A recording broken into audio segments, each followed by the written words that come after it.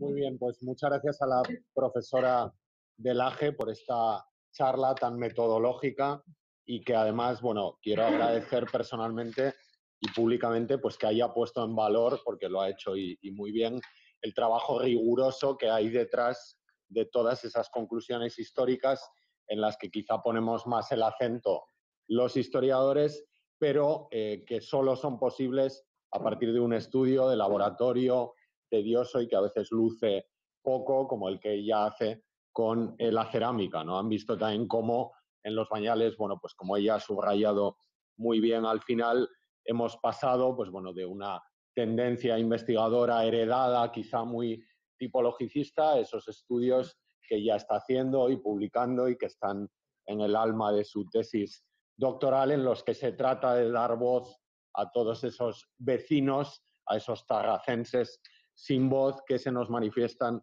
desde luego, con un material quizá no el más impactante, pero sí, desde luego, el más decisivo, como es la cerámica. Así que darle las gracias, bueno, por este extraordinario repaso a ese contexto socioeconómico que la cerámica en los bañales está aportando. Vamos ahora a por la última conferencia de la mañana, que corre en este caso a cargo del profesor Ventura, profesor titular de arqueología, aunque ya acreditado como catedrático, lo va a ser muy pronto, en la Universidad de Córdoba. Él es el alma de ese proyecto que se veía ahora mismo en pantalla, el yacimiento de Torre Paredones, que el profesor Ventura identifica y defiende esa identificación con la colonia Ituqui Virtus Julia, pero además de ser uno de los grandes expertos en muchas cosas, estatuaria antigua, iconografía, poblamiento, procesos de monumentalización, es esencialmente, como él suele decir, un experto en inscripciones romanas. De nuevo, otro epigrafista a la palestra. Quizá él, que de hecho está en el ranking de los investigadores españoles más influyentes de nuestro tiempo, es un gran experto en las Litrae Aurea y todas esas inscripciones con apliques metálicos que configuraban el aspecto de muchos de los monumentos públicos de las ciudades hispano-romanas, pero que conocemos especialmente por las ciudades de la URSS, por las ciudades de Roma. Yo quisiera, por los monumentos de Roma, perdón, yo quisiera destacar ahí esa faceta que creo que es muy determinante del profesor Ventura. Es un investigador en arqueología hispano-romana que siempre mira en una mirada muy tradicional y que no hay que abandonar a la arqueología de la URSS, a la arqueología de la capital, de Roma, de la que emanan todos esos modelos epigráficos, escultóricos, arquitectónicos que nos vamos encontrando en esas miniaturas de Roma, que son todas esas ciudades con distintos grados que encontramos en las provincias.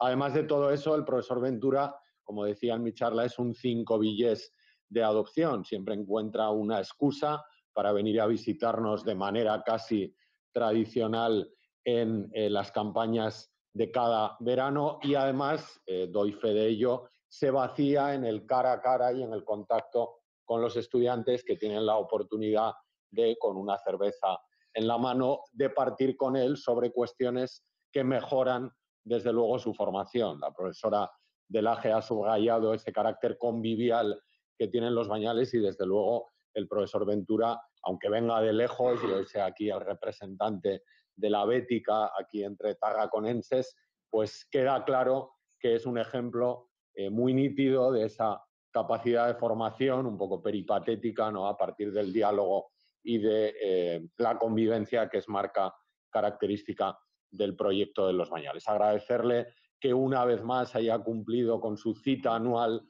no pudo venir durante la campaña de visitar los bañales y de darnos siempre tantas sugerencias sobre todo lo que aparece en el yacimiento y, sin más, bueno, pues cederle el honor de esta charla de clausura antes de la discusión final. Bueno, pues muchísimas gracias, Javier, por tu presentación, que demuestra que me quieres. Bien, yo a ti también. Y yo solo puedo agradecerte que me hayas dado efectivamente la oportunidad de visitar, como todos los años, desde hace ya 5, vuestro proyecto que, bueno, pues considero que es un ejemplo para el nuestro, por un lado. Son como dos pedales de la misma bicicleta, ¿no? Porque las dos ciudades en las que trabajamos, Los Bañales y en mi caso Torreparedones, pues comparten mucho, ¿no? Comparten esa similitud de la que hablaba el profesor Beltrán, se parecen mucho en su dinámica histórica, en su evolución, también son muy diferentes. Y sobre todo comparten, digámoslo así, el momento historiográfico, ¿no? Igual que a finales del siglo XX y principios del XXI, bueno, pues hubo otras ciudades que fueron la referencia de la arqueología española, como Segóbriga, ¿no? Con Plutum, ¿no? Que se excavaron mucho y bien y nos ayudaron a mejorar nuestro conocimiento de la ciudad en la Hispania romana, o antes habían sido otras ciudades verdaderamente referencias, ¿no? Como Baelo Claudia, o Conímbriga, o Bilbil, ¿no? Yo creo que ahora, a principios del siglo XXI, los últimos 10 años, ¿verdad? Las dos ciudades que, en fin, estamos en el candelero, en el candelabro, que decía la otra, ¿eh? Somos Los Bañales y Torreperdones, y ya digo, como veremos, que ambas ciudades se parecen mucho en las dinámicas históricas y en los interrogantes que nos plantean a la investigación actual.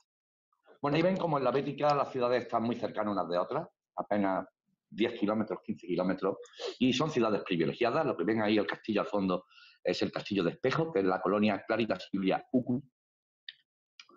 Y vamos a hablar de una zona, esa que ven marcada en la pantalla, donde, bueno, pues Plinio el Viejo nos habla de la existencia de 3 colonias inmunes: Tuqui, Augusta Gemela, que sabemos que está sin lugar a dudas en el actual pueblo de Martos, en la peña de Martos, ¿verdad? Luego cita una tal Ituqui quae Virtus Iulia, una ciudad que no sabemos dónde está, pero parece que está enumerando esas colonias del Conventus Astigitanus, digamos, desde este a oeste, siguiendo el río Betis, era aquel que estructuraba toda la provincia bética. Y en tercer lugar cita una tal Ucubi, quae Claritas Iulia, que es la que hemos visto antes, totalmente identificada, reducida desde el siglo XVII por aparición de inscripciones varias con el nombre, con el pueblo de Espejo.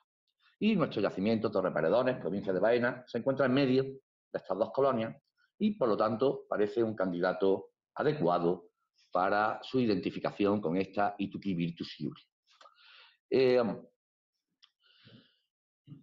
No solo por la situación, sino porque realmente en esa zona el resto de ópidas ciudades pues también están identificadas, o buena parte de ellas, ¿no? Hiponova, en el Cerro del Minguillar, en Baena, ¿verdad? Y de las 2 o 3 yacimientos tipo Opidum, grandes, de primer orden, asentamiento de primer orden que hay en los alrededores, el que presenta una huella más vecina a lo que conocemos por la romanidad es este, ¿no? Hay un par de yacimientos cercanos, Molinillos, también en el término de Baena, y otro yacimiento que se llama en Valenzuela, un pueblecito a 10 kilómetros, y realmente de esos pues no ha aparecido ninguna inscripción, por ejemplo. En Parque de Torreparedones ya tenemos casi un centenar, que es la ciudad que muestra ese mayor impacto, digamos, o mayor presencia de Roma. Aquí ven una imagen semiaérea ya antigua, para que vean que es un oppidum amurallado de raigambre turdetana, ibérico, de unas 11 hectáreas de extensión, no es muy grande, y que en época romana pues sufre la implantación de esos modelos urbanísticos romanos, sobre todo en el foro. Y medio ópido, como decía Vitruvio, en mitad de la ciudad, destruyen las casas y construyen un foro, este que ven aquí, ¿verdad? Mientras que respetan la estructura urbanística, las calles no son calles, digamos, ortogonales, como en una colonia de nueva fundación, digamos que pavimentan las calles preexistentes de la ciudad ibérica, pero eso sí, donde tienen que arrasar, arrasan e instalan su foro totalmente rectangular, como ven aquí, con su basílica canónico, su plaza, su basílica, su templo y su curia, perfecta. Por eso, primera coincidencia con Los Bañales. A día de hoy no tenemos la certeza de que se trate de la colonia Ituqui Virtus Iulia. Es la opción más probable, verdaderamente, ¿no? Pero no hay certeza absoluta. Lo que ocurre es que las sucesivas campañas de investigación los datos que aportan pues van reforzando esa hipótesis que ya planteó Emilio Hübner en el siglo XIX y que todavía se mantiene en el Corpus Inscriptionum Latinarum, en la última versión del 95 de estilo, de que, bueno, probablemente en interrogación Ituquí, ¿no? Torreparedones, sea esta Ituquí, esta ciudad ibérica, promocionada o en la que se asienta un contingente de veteranos por parte de Octaviano, probablemente, a tenor del cognomen Iulia que porta. ¿Qué nos dice la epigrafía? Pues nos dice que fue una ciudad que también, en coincidencia con los Bañales, tiene un despegue urbanístico muy importante en época de Augusto, es cuando se construye el foro, por ejemplo. Es cuando en época de Augusto se rehace o se monumentaliza la puerta oriental, que aquí todavía no estaba excavada, o está, no, sí está excavada pero no restaurada, perdón. Que ven por aquí, la puerta oriental. Y sobre todo en época augustea, pues se destruyen buena parte de las casas ibero-romanas del centro monumental para construir el foro, ex novo. Ese foro se pavimenta, se marmoriza en época de Tiberio, igual que los Bañales, se monumentaliza, se dota de un programa escultórico muy potente, también en época de Tiberio.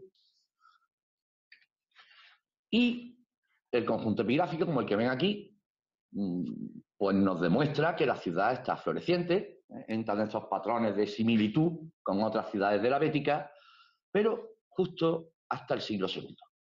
Aquí también se parece a los Bañales.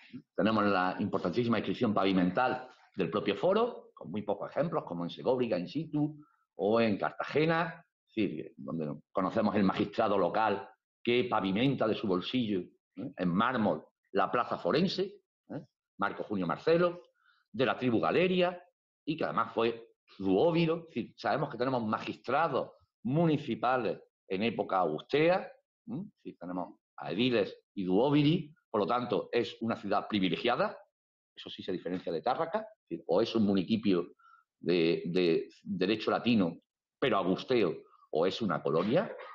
Y bueno, pues hay actos de vergetismo, restauración de edificios, embellecimiento de los mismos, una tal Gala, posiblemente la hermana de este quinto mumio galo, Dumbi, refequit, rehace una de las edículas del foro, tenemos sacerdotes que donan estatuas posiblemente a la divinidad a la que estaban consagrados, tenemos donación testamentaria para construir unas termas y un arco honorífico, Marco Calpurnio, aquí abajo, que dona un ianum et balneum cum, con sus ornamentis, con su decoración, y que cede un dinero para el servicio del baño y para su tutela, para el mantenimiento de la leña, los esclavos, los balneadores, etc. ¿no?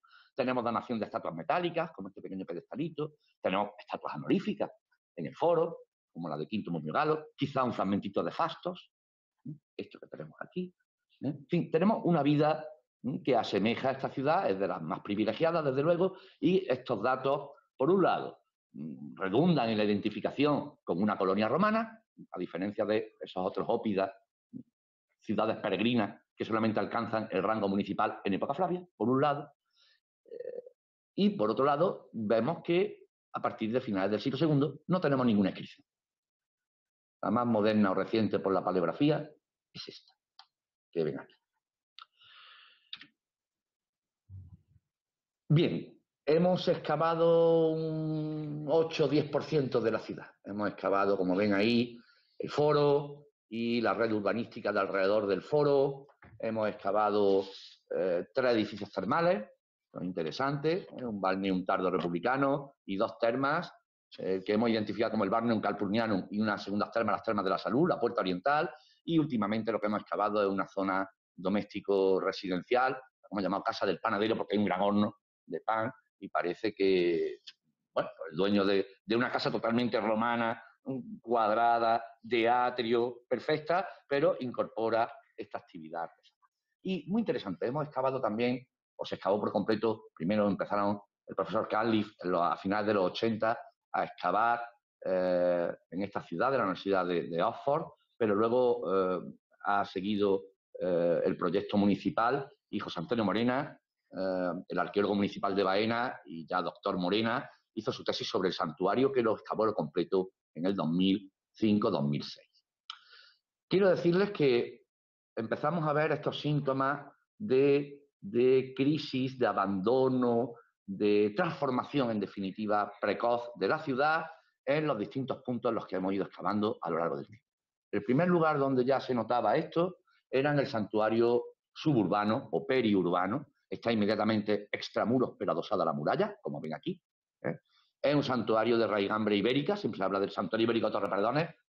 Había un primer santuario del que quedan estos muros que ven por aquí, y este de aquí atrás, estos de aquí atrás.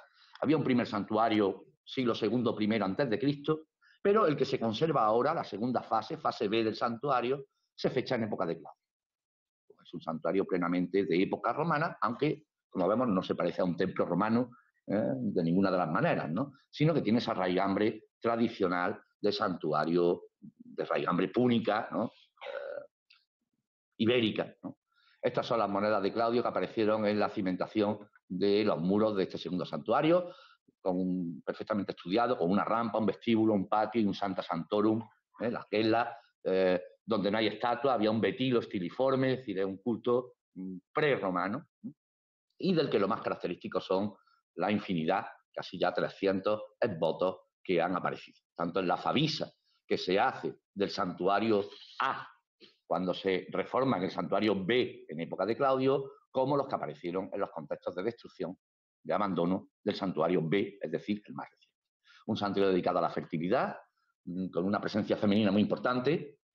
La mayoría de los votos, bueno, son anatómicos, se sanaban pies, sobre todo piernas, ¿no? Tiene que ver con la motricidad, o bien mujeres embarazadas, mujeres que buscan la fertilidad, ¿no? Y los pocos votos masculinos que hay, figuras masculinas, son sacerdotes, llevan manípulos, etc. Y bueno, pues lo interesante del santuario. Es un santuario de carácter comarcal, está extramuros, es un santuario de una larga tradición, que está vivo, que están donándose votos continuamente, y que sin embargo se abandona a finales del siglo II o principios del III. Fines del segundo, principios del tercero, se abandona y no se reconstruye.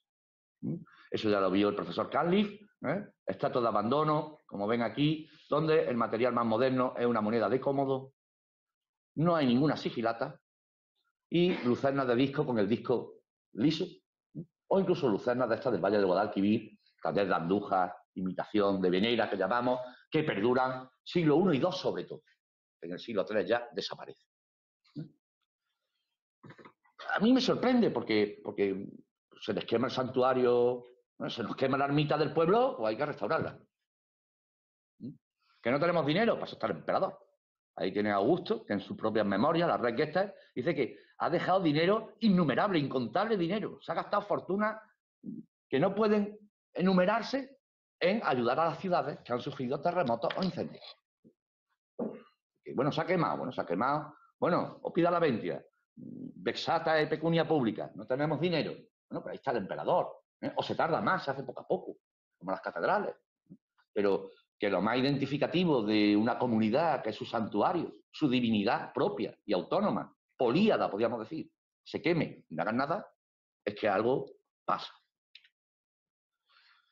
Siguiente lugar en el que estábamos hace poco, las termas de la salud.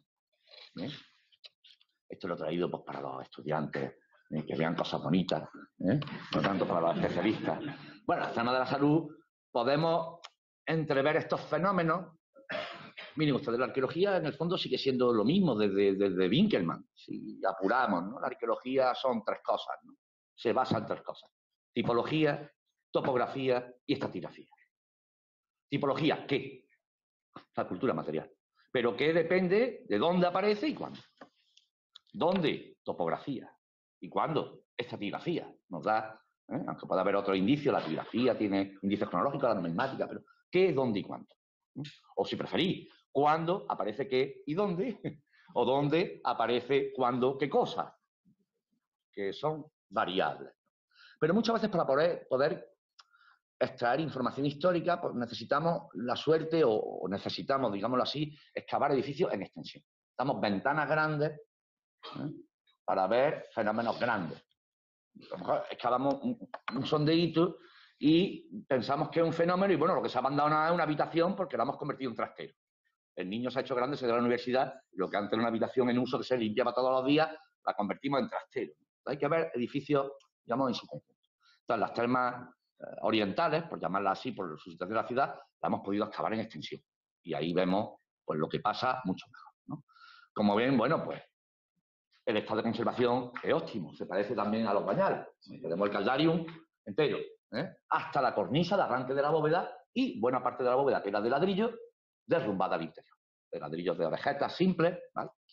Bueno, pues aquí las ven, modelo lineal simple, de un tamaño más o menos pequeño, unos 500 metros cuadrados, ¿verdad? Con, bueno, un vestíbulo que se acondiciona a la parcela, digamos, precolonial. Hay una parcela irregular y el arquitecto inserta el edificio termal como buenamente puede dentro de esa parcela, canónico, rectangular, con un vestíbulo, un apoditerio frigidario, con su piscinita, un tepidario pequeño, con banco corrido y un caldario.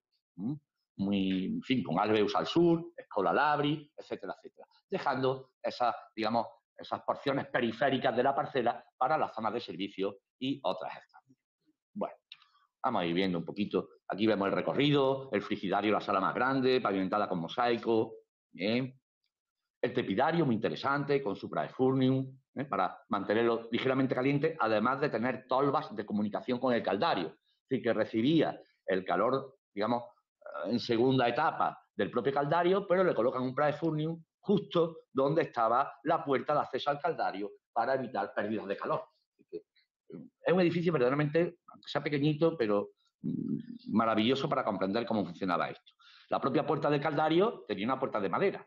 Tenemos los clavos conservados para evitar la salida de calor.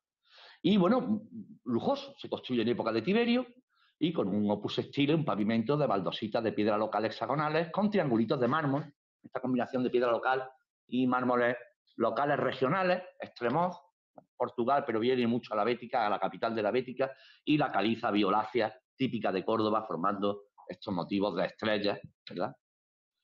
Y pasando al caldario, bueno, pues tenemos que el alveus, la bañera caliente, estaba en el lado sur. Estos son los apoyos de la bañera. Tenemos todo el hipocausto con el sistema de las pilas y para las suspensuras.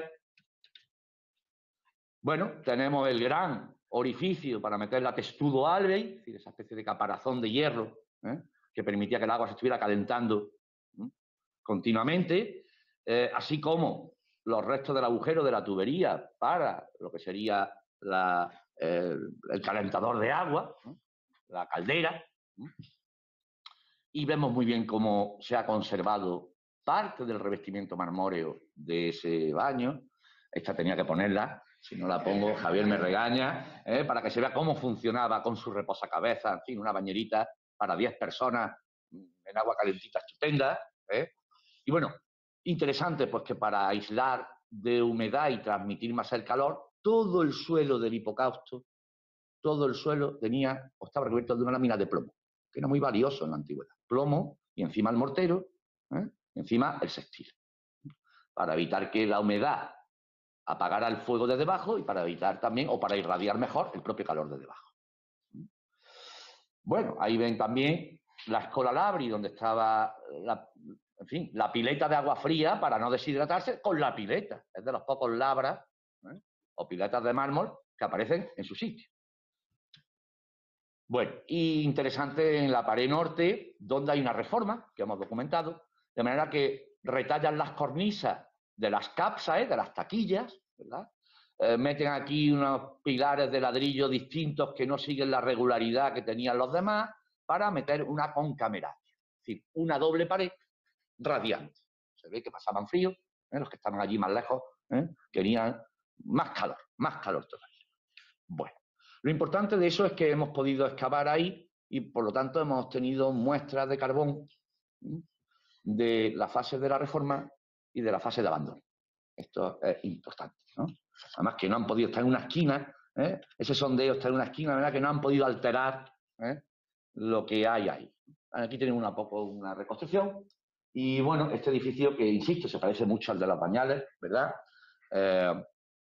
Nos ha dado también esas satisfacciones de que lo que parece la parte más balnearia, sanatoria, religiosa del edificio, este pórtico, donde hay huellas de un pedestal de estatua, donde hay un banco corrido y donde está la infraestructura de obtención de agua, el pozo.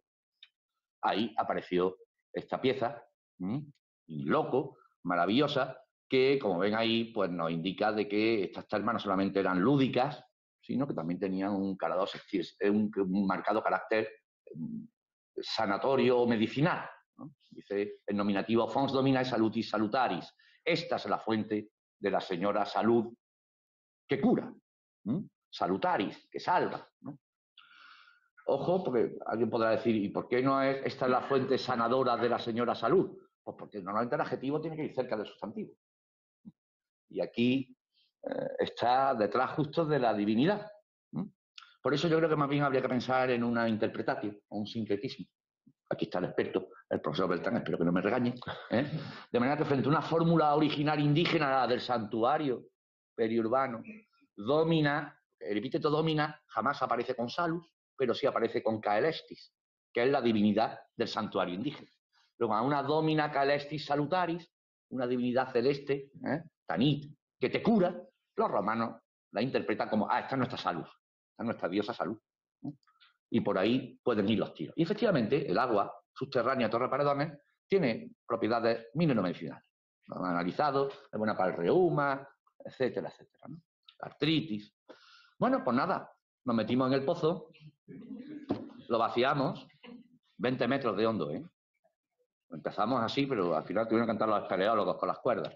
Y allí tuvimos la suerte de aparecer al fondo del pozo, pues, bueno, aparte de objetos rituales, algún que otro denario, las típicas monedas que se echan a los lugares sagrados y tal, algunas árulas, apareció este Urqueus ritual pequeñito, esto mide unos 13 centímetros de alto, que yo creo que representa la propia dea Salud, que por eso la hemos llamado las termas de la salud. Entonces, hemos tenido esa suerte. Como pueden ver, comprobando la iconografía, el peinado de Melón en Frisur, con las dos trencitas, con las acuñaciones de la Salus Augusta.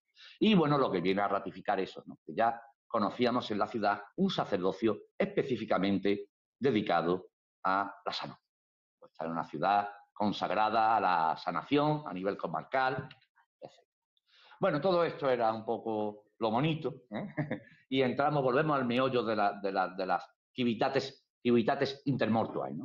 Y es que, bueno, pudimos hacer ese sondeo en la esquina noroeste y ahí obtuvimos unas muestras, por un lado, del material carbonizado del último momento, digamos, de uso, perdón, no del último, del primer momento de uso de esa reforma, y por otro lado, del estrato que cubría cuando ya han saqueado el plomo y se han llevado el suelo. Que eran semillas de olivo carbonizadas. Las mandamos al laboratorio y, bueno, pues la reforma de las termas tiene lugar en época Flavia, es cuando le añaden, las mejoran con esa pared radiante, etcétera, etcétera, mientras que las termas ya están saqueadas y se está derrumbando el techo, los ladrillos de la cubierta, un estrato que cubría eso, seguro con anterioridad al 240 después de Cristo. Seguro con anterioridad a. Es decir, lo que ya veíamos, no hay ni una sigilata, dos fragmentitos de africana C, hispánica, ninguna D, desde luego. De manera que, bueno, vemos como también las termas parece que estando en perfecto estado, en funcionamiento, recién reformadas, por decirlo de alguna manera. Fíjense que las fechas carbono 14 casi que solapan unas con otras. 125, puede ser la reforma trajanea, y a finales del siglo II las clausuran. La microestratigrafía indica que las clausuran, ¿sí? Hay unos estratos como de polvillo encima del sextil donde se ha conservado, y que luego llega alguien con una maza, pum, pum, pum, se carga el suelo para llevarse el plomo. O sea, se carga un edificio muy costoso para saquear el metal que le interesa y lo demás lo deja allí. Otra cosa muy rara. ¿Quiere esto decir que la ciudad se ha abandonado, que había una peste, que la peste antonina? No, porque en Torre Paredones sigue viviendo gente. Cerca del foro del Maquelum hay africana D, hay gente viviendo. La necrópolis, tenemos 200 tumbas de inhumación, algunas con monedas de Constantino, es decir, que allí sigue viviendo gente. La gente se tiene que seguir bañando, pero no. pasan de las termas, pasan del santuario, pasan entre comillas. Bueno, y donde ya de verdad vimos este fenómeno con mayor claridad fue en el foro. Que el foro es el centro cívico por excelencia, representa la autonomía municipal, representa lo que los romanos llamaban las dignitas civitatis. No es una pedanía que depende de otro. Tengo autonomía municipal, me autogobierno. Bueno, pues el foro, que es un foro de libro, de manual, miniaturisé, como decía Piegro, el profesor Piegro. Tenemos nada más que los edificios imprescindibles para la administración municipal y perfectamente identificados: el templo, la curia, el erario, el tabulario, la basílica. Pues el foro, con un programa escultórico magnífico, imperial, estatuas imperiales, que desde luego ya están cubiertas por tierra y saqueadas y desmembradas en la segunda mitad del tercero. Como estas dos magníficas estatuas de posiblemente Livia y Tiberio, que presidían el pórtico norte, o como esta estatua Toracata, posiblemente de Domiciano, rehecha en Trajano, por la data de memoria de de Domiciano me refiero, que también estaba en el pórtico norte, pero sobre todo donde mejor se ve este proceso es en la Curia. La Curia es la casa consistorial, es el ayuntamiento. Y como decía Vitruvio, la Curia es realmente el edificio que demuestra, sin lugar a dudas, en primer lugar, la dignidad de ciudad. Que eso es una ciudad, no es una aldea, un poblado. Bien. Pues la Curia nos encontramos que se llevan el mobiliario, ya lo veremos, y que la usan como almacén de trozos de estatuas desmembradas. Cuando excavamos, encontramos los restos de 3 estatuas sedentes, casi completas, pero cada una en 200 fragmentos, ¿verdad? Los grandes también, el torso, las piernas, pero luego los dedos, las manos, tal, bueno, allí acumuladas, y que en un segundo momento eso sigue abandonado, se va colmatando de tierra poco a poco, muy poco de tierra, hasta en un segundo momento ya desmontan la curia. Quitan el tejado y empiezan a echar las cornisas que no pueden reutilizar, porque tienen molduras, las empiezan a echar abajo, hasta el punto que dañan, como ven aquí, el pavimento de mármol de la curia. Parece como un campo de meteoritos. Han caído allí, aquí las ven las cornisas, y lo que hacen es llevarse los muros de sillares, que los pueden reciclar mejor. ¿Verdad? Que hay una serie de etapas se llevan el mobiliario, los bancos de madera de los decuriones, el sugestus o tribunal o tribuna o estrado para los duobi. Después se llevan las paredes de mármol, porque las estatuas que amontonan pegan sobre la pared desnuda ya saqueada del mármol. Después guardan allí las estatuas, que están los arañazos en el suelo. Después que hay un estatito de colmatación con alguna africana A, alguna C, ninguna D, y con una moneda de Treboriano Galo, cerca a mediados del tercero. Aquello ya no solamente es un almacén, ya es un almacén abandonado, para posteriormente después, a finales del tercero, empezar a saquear el edificio desde arriba hasta casi los cimientos. Este es el material. Inmaculada, tú que eres experta, magnífica tu charla, verás como tampoco, un poco el mismo contexto, aunque es bético, aquí no tenemos cerámicas engobadas, ¿vale? Pero tenemos esto que ven aquí. Y claro, la clave son las estatuas también. Por eso el título es Civitates Intermortuae, ¿no? A partir de la arqueología clásica, ¿no? Las 3 estatuas sedentes no eran 3 estatuas cualquiera. Eran 3 estatuas colosales, que miden 2,5 metros sedentes, o 2 metros y pico sedentes, o de pie eran grandes, ¿verdad? Y representan pues nada más y nada menos que a Divus Augustus Pater, con la iconografía de Divus Augustus Pater que aparece en las monedas, para que ven arriba, ¿verdad? Del que tenemos en la cabeza. A un Calígula rehecho en Claudio, el que ven ahí abajo, la segunda masculina, y a una estatua femenina que posiblemente representara a Diva Augusta, es decir, a la esposa de Augusto, cuando Claudio la consagra o la convierte en diosa a su nieto en el año 42. ¿Qué pasa con estas estatuas? Bueno, pues, ¿las estatuas se podían reciclar? Sí. Dion Crisóstomo nos dice que, bueno, se queja, como ven ahí, que los habitantes de Rodas pues solían reutilizar unas estatuas para dedicárselas a nuevos benefactores. eran así, de económicos, ¿no? Decían, bueno, este ya se ha muerto, no tiene familiares, pues la estatua la cogemos y se la dedicamos la misma, sin cambiarle la cara. Le ponemos otra lápida y marchando, ¿no? Pero bueno, y decía, pero todavía tenían la decencia de que normalmente reciclaban las estatuas a las que se le había borrado la inscripción. Que ya se había perdido la memoria o no era fácil identificar quién era el homenajeado. Si no se sabe quién es, como son bienes públicos, están estatuas y loco público positae, como son bienes públicos, del ornato público, pues como yo soy el ayuntamiento, lo reciclo como buenamente puedo. Pero claro, eso es cuando son benefactores particulares. Todavía nosotros sabemos, este es Augusto. ¿Eh? En época imperial se siguen acuñando monedas, restitución München, se acuñan monedas de época de Augusto 200 años después, conmemorativas. Así que todo el mundo sabía que ese era Augusto y que ese era Claudio, aunque se borre la inscripción. No vale por ahí, ¿no? Salvo, como pongo abajo, un ejemplo, salvo que fueran personajes que hubieran sufrido la damnatio memoriae. Y que el Senado o el emperador dice que se borre su imagen de todas las maneras. Que tampoco es el caso. Calígula, el retrato, se rehace en Claudio, pero ya Claudio pasa a ser Divus Claudius. No solamente no se le borra la imagen, sino que es un dios del Estado romano, como Augusto. Son dioses, son simulacras. No son estatuas de homenaje, son estatuas de culto, que estarían seguramente en el templo, de divinidades del Estado, que todavía sus natalicios se seguían celebrando en el siglo IV. Y a mediados del IV, el cronógrafo del 354 sigue recordando los natali, los natales imperatoribus, o imperatorum, los natalicios de los emperadores que han sido divinizados. Ya mismo acá. Bueno, eso por ahí.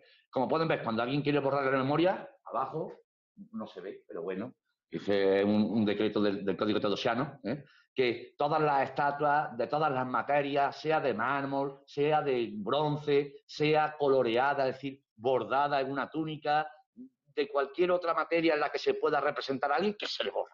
Que se le borre de todas las ciudades, colonias, municipios, de todos lados, ¿no? Pero esto no es el caso. Y luego, pues como ven ahí también, la legislación es que protegía las estatuas imperiales, que las estatuas imperiales estaban protegidas por la ley de majestate, es decir, de debido respeto a la majestad del emperador, del presente y de los pasados. Es decir, que el que rompía, bueno, hay casos en época de Constantino, que el que tiraba una piedra y le daba la piedra a una estatua del emperador podía acabar malamente, muy malamente, aunque fuera sin querer. Y los legisladores del digesto y del Código Teodosiano argumentan sobre esto, si ha sido involuntaria la pedrada o ha sido voluntaria. Pero bueno, las leyes, quiero decir que las estatuas que tenemos aquí, en cierto modo como las de Torre Perdón, como las de los Bañales, ¿no? Porque hay estatuas particulares, pero hay estatuas, hay germánicos identificados. Es más, en los Bañales se conserva el nombre, Cayo y Lucio, hijos de Augusto. No son dioses, pero, ¿vale? Y los pedestales los tiran, de cualquier manera, pórtico oriental, ¿verdad? Arrumbiado allí, y las estatuas se las han llevado, como dice el digesto incluso, sin el debido respeto. Porque también el digesto no es el Código Teodosiano. Dice, está regulado esto. ¿Y qué pasa si un edificio que tiene estatuas de los emperadores hay que restaurarlo? Pues te lo dice el Código Teodosiano. No pueden llegar allí los albañiles como llegan hoy en día, con la machota, ¿eh? No, no. Las estatuas deben ser retiradas del edificio con la debida reverencia. Deponere, y una vez que el edificio se restaura, repone. Quitarlas, siguen siendo sagradas, siguen siendo magníficas. Por lo tanto, lo que estamos viendo aquí no es un almacenamiento, digamos, para restaurar el templo, pues jamás se restauró. No son con el debido respeto, la han desmembrado, la han tirado al suelo, eso no es lo que dice el Código Teodosiano. Y bueno, porque tenemos lo que ya publicamos en el coloquio de Opida Laventia, ¿verdad? Que lo que pierde la ciudad realmente hay que ir un poquito más allá. Cuando tenemos estas ventanas tan grandes, no es que se han quemado unas termas, no es que se le ha roto, se le ha caído al tejado al santuario, es que la ciudad está perdiendo todas las características de su estatus ciudadano. Ha dejado de tener la dignitas tributaria. Lo que está diciendo es que no hay detrás magistrado, ni un senado local que lo prohíba, ni nada de esto. Entonces, bueno, ¿qué pasa a finales del segundo que pueda explicar este fenómeno en Torre Paredones y creo que también en los Bañales? Pues la única explicación que tenemos es la guerra civil entre el emperador Sextimio Severo y su primero colega y después usurpador, Clodio Albino. Que Clodio Albino tiene su base en Lyon, consigue el apoyo de casi todas las provincias occidentales tiene lugar la batalla de Lyon en el 197, gana Septimio Severo. Dicen las fuentes que Septimio Severo, después de la victoria y de la muerte de su oponente Albino, le encuentran el cajón, el arca, con la correspondencia de Albino. Septimio Severo se entera de quienes apoyaban o habían apoyado a Albino, y igual que había hecho unos años atrás contra el otro usurpador, Pescenio Níger, en Oriente, lo que hace es castigar a las ciudades que han apoyado al bando equivocado. Y el castigo que hace, como ven ahí, nos relata Herodiano y la historia Augusta, es quitarle el rango de ciudad, convertirla en aldea bajo las órdenes o bajo administrativamente dependientes de otras ciudades cercanas.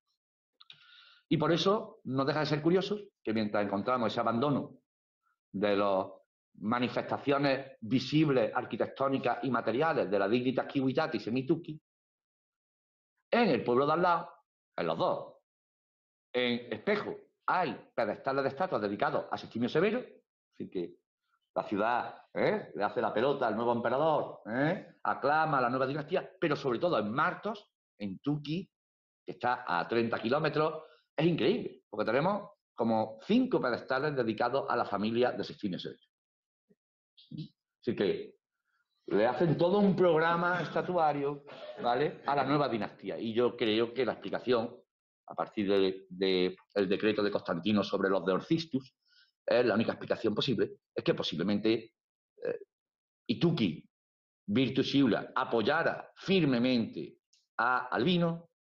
Cuando pierde la guerra, Septimio Severo la castiga clausurando las termas, sin dioses, hay que quitar los dioses, guardarlos, hay que quitar todo, no hay magistrados, no hay vigilancia, pueden entrar, entre comillas, los saqueadores a llevarse, porque allí no hay nadie.